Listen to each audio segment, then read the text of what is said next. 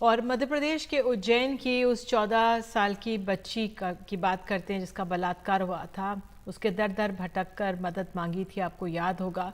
कल हमने खबर दिखाई थी जिसमें पीड़िता के घर के हालात दिखाए थे कि तमाम वादे जिन्होंने किए थे कोई उस तक नहीं पहुंचे थे। उसके हालात बहुत ख़राब है। ना सरकार ना किसी विपक्षी पार्टी ने कोई मदद की थी।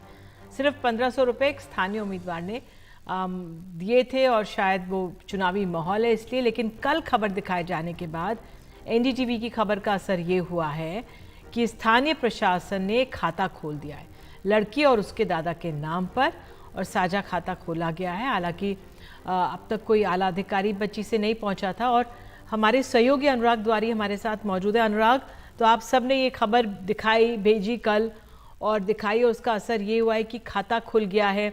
कितनी मदद हो सकेगी? क्या अभी भी कुछ अड़चने हैं कि एक ठोस मदद इस बच्ची तक पहुंचे? क्योंकि कोई भी जो वादे किए गए थे वो कोई पूरे नहीं हुए थे उसके अब तक।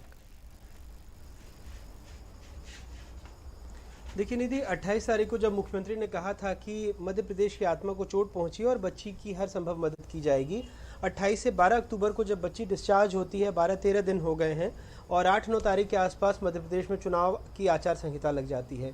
और अब सबका यही रोना है कि आचार संहिता लगी हुई है, लेकिन क्या एक छोटी बच्ची जो बलात्कार की शिकार हुई है उसकी मदद करने के लिए कोई चुनाव आयोग रोकेगा?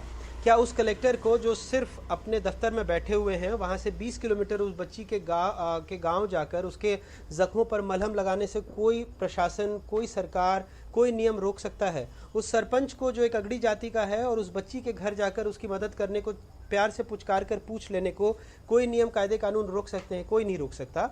उस विपक्ष को जिसका कि विधायक वहां से आता है चित्रकूट से, और उस विपक्ष के सबसे बड़े नेता जो पूर्व मुख्यमंत्री रहे हैं, बच्ची की हर संभव मदद का आश्वासन दिया था, 5 लाख रुपए की बात कही थी, क्या उनको कोई रोक सकता है? कोई नहीं रोक सकता। लेकिन किसी ने अभी तक उसको कोई मदद नहीं पहुंचाई है।